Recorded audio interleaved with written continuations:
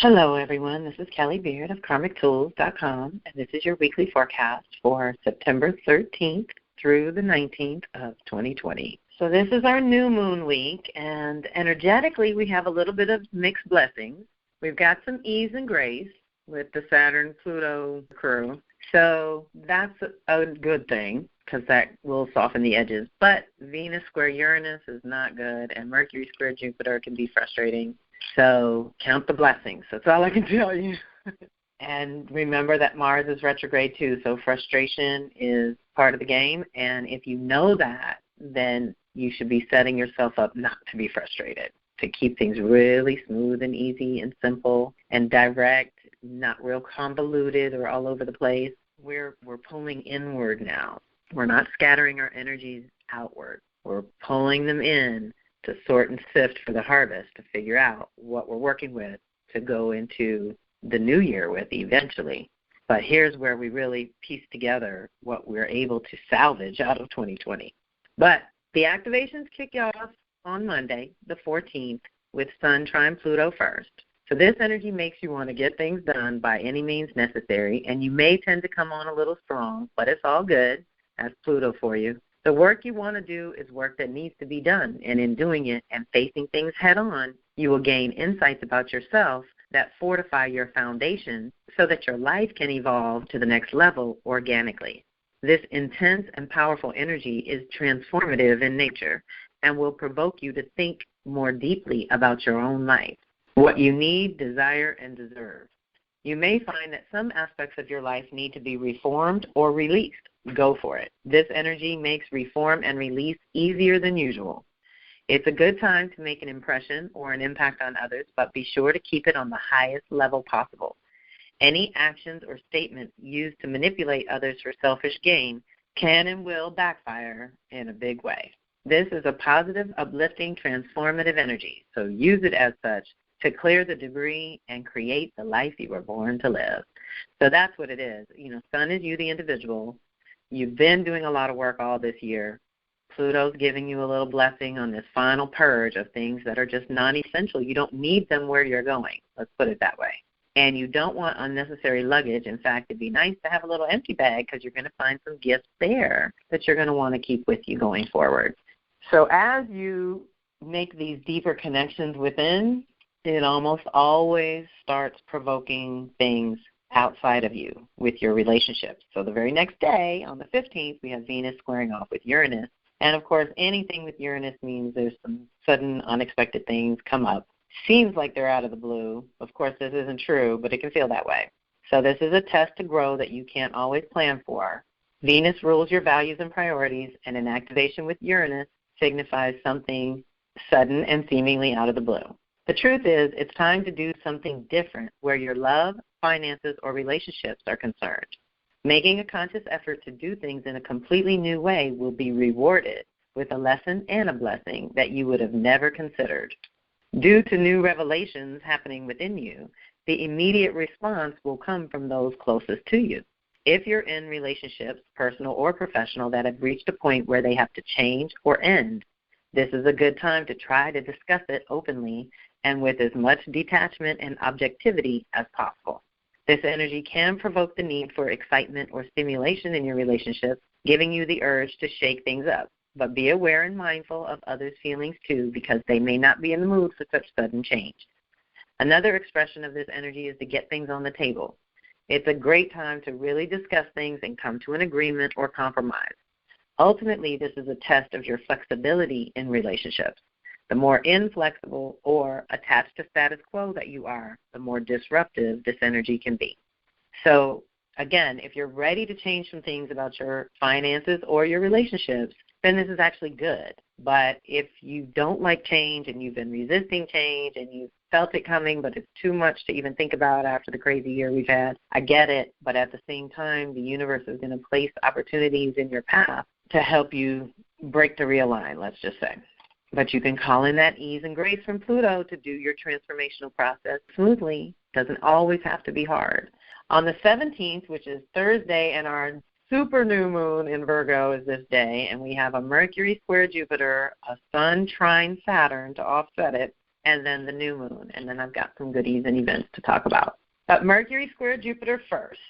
This energy challenges you to integrate your smaller vision with the larger vision for your life. On one hand, you can see the big picture in new ways, but on the other hand, you may not be very interested in the details that bring it about. This is another good one for expanding your consciousness and thinking outside the box. But as the insights come into your conscious awareness, be mindful of the steps that it will take to make your ideas a reality. This activation is also great for course corrections where your ideas are concerned and will open you up to learning something new or bringing in a crucial piece of information, but just keep in mind that you will have to stabilize anything you start and probably have to review some details down the road because of something you overlooked in your enthusiasm for the new truth revealed from within. Because this is basically, higher mind, lower mind. This is the way you think, but also your consciousness. So when there's a square, it means we got to grow in some way, and we've got to change our thinking in some way. And with Jupiter, it means expand your thinking. You're thinking too small. And this is actually coming up in multiple ways I don't even need to go into, but asking us to look at where we've been blocked or denied this year and see, A, how it's perfect and how you didn't really want what you thought you wanted in the first place, but B, how you're also being pushed in this new direction that when you really think about it, it's what you wanted all along. So try to use this opportunity that's a break in our regular lives to set up your new life, basically. Same day, Thursday's a big day energetically. Sun's going to trine Saturn. So see, even if you have to change your mind and expand your consciousness, this energy gives you the direction and discipline at the same time, which is often hard to do, right? Use it consciously to fuel your goals at this time as you will be blessed by your past efforts, okay? So this is the due diligence you've done in the past or the pay it forward or the foundational pieces that you put in place consciously. That can all pay off now. Anywhere where you were trying to take shortcuts or be slick or quick fixes or temporary fixes, Saturn don't play that. When Saturn gets here, we're ready to stabilize things. And so you're completely supported because it is a trine, so that's ease and grace, to structure your life in a whole new way.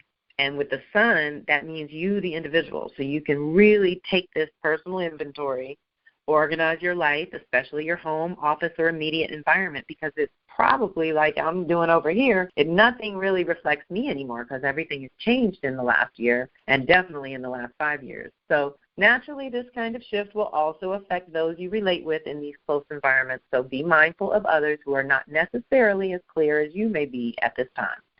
So that's the second warning for that one this week, y'all. So just be mindful that as you have your ahas, some people want to hear about it, some people don't. Some people are going to think it's great and wonderful, some people won't. And so just keep your good, light energy, I want to say contained or protected, and at the same time don't shove it down or hide it. Be the light that you are. A new order is trying to take root, which scares some and excites others. So this activation supports you and your personal definition of stability and good boundaries. And it's probably all up for renewal because of the changes of 2020. I know we had to rediscuss boundaries in here.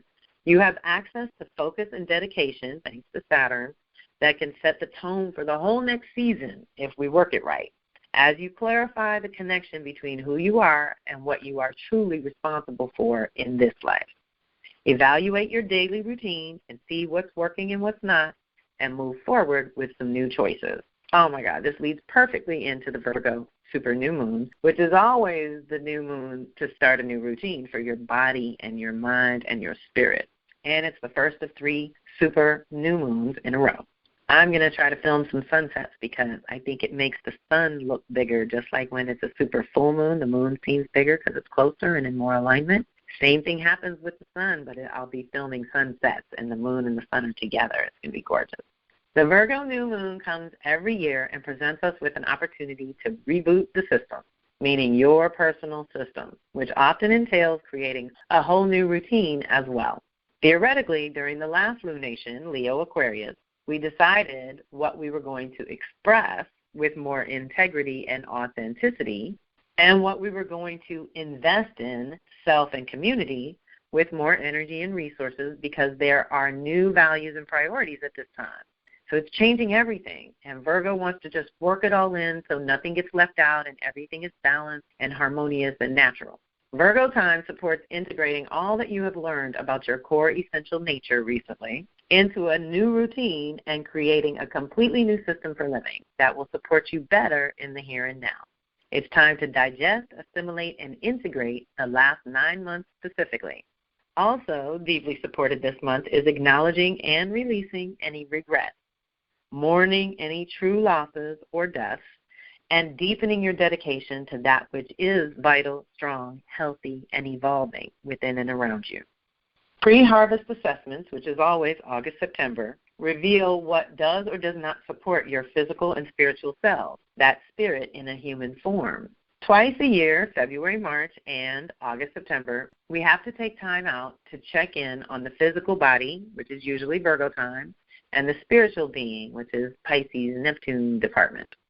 If you're healthy, great, but if you have pushed yourself to the limits, it's time to pull back and recalibrate. We also have to check in with our spiritual being. If your practice is strong and supporting you, again, great. But if you've neglected your yoga or meditation, silence or sleep, then this is the best time to reboot the system and dedicate to a new routine. As we approach the harvest for 2020, keep in mind that everything is a response to the last thing and preparation for the next thing. So as you connect to what you love and your authentic self in Leo, you shift to how to anchor that emergent self in your day-to-day life so that you are individually secure as you move toward Libra. So that's what Virgo helps us with. It helps us with our day-to-day life and becoming individually secure, like running our own system. And then we are more centered in what our personal needs are before we try to relate with others, basically the gist here. Libra is always time to cultivate relationship and or engage with others on some level. It is also a great time of year to address any imbalances in your life as we approach our one of two opportunities each year to tune into physical, literal balance at the equinoxes, which leads me to two announcements and a special offer. Shanta Gabriel created another beautiful Anastan, which is a daily spiritual practice that we've been doing at the turn of the seasons as a group. It is truly a gift to give yourself this time daily to whatever your spiritual practice is, but even more potent when you know there are hundreds of others focusing daily too. So it's a lot of fun to do it together. Also, I will be offering a fall equinox telecircle for our combined communities. Shanta will be driving cross-country, so if she can make it, she will be our bonus baby, and she will guide us through the closing prayer. We ask for a $22 donation here, but all are welcome. Register to join us and receive the replay. There are links in the blog, links to join us for Equinox, links to join her Anastan if you want to get in on this group practice, which is so powerful. And my special offer is my Astro Tarot reading, which many of you might know is $150, knocking $25 off for the rest of September. And this is just a really perfect time to check in for your own harvest. And the Astro Tarot reading gives you a nice snapshot of your cycles and where you're at here and now, and the tarot reading always fills in the blanks with some juicy details. So reach out if you need to. Thank you so much for being part of my community, and thanks for listening. Have a fantastic week. This is Kelly Beard of Karmic Tools, signing off.